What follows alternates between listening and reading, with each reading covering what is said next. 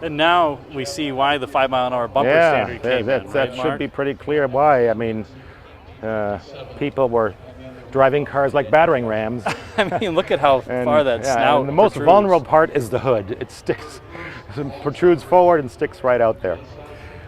Beautiful car, though. I always like these. Also, it's a Coke bottle and peak fastback. This one, it is a Coke bottle plus fastback. Yes, very much so. The 70s were very clean cars, very dramatic, extreme. I mean, imagine this one, scooping up whatever is in the way there with his front end. Oh my goodness.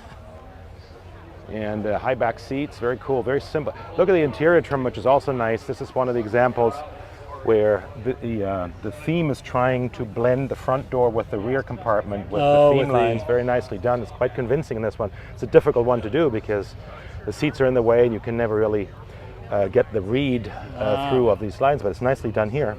Helps that you don't have a B-pillar.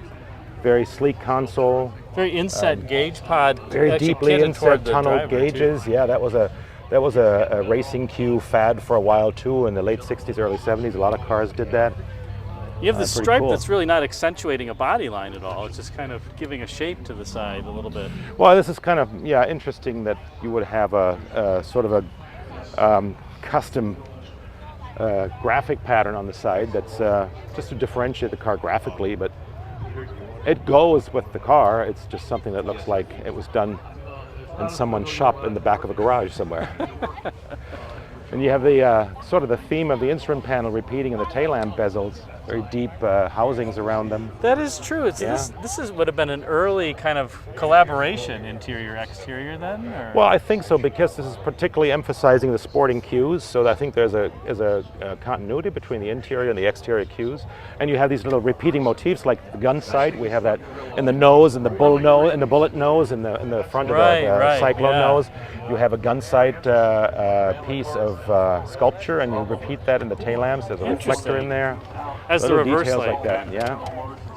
And very interesting cluster. It's similar to the Lincoln. It's the same theme that we looked at when you're in '72 Lincoln Continental, but just on the driver cluster. It is. See, it has a mini little horseshoe. Yep, it has that horseshoe shape. Wow. So you see the same basic graphic motifs and themes pop up again in different iterations. I love how those are canted toward the driver. Yeah, same here again. It's like the Pontiac aux gauges that were angled towards the driver. Same thing here.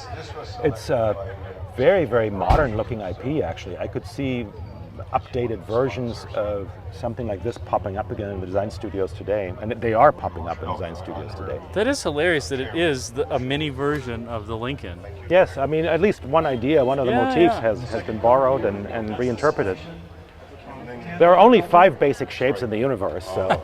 This is an interesting execution of the roof here with the A-pillar. Yeah, I don't understand that. I think that's you people again, because that's clearly an applique. This is probably not even a structural piece. It may be an applique. I'm not sure. I haven't seen many cars that have that. Or it's just a cheaper version of how to make the body, because you don't have to fill in and finish It's not finished, yeah. It's not finished. So. Very cool.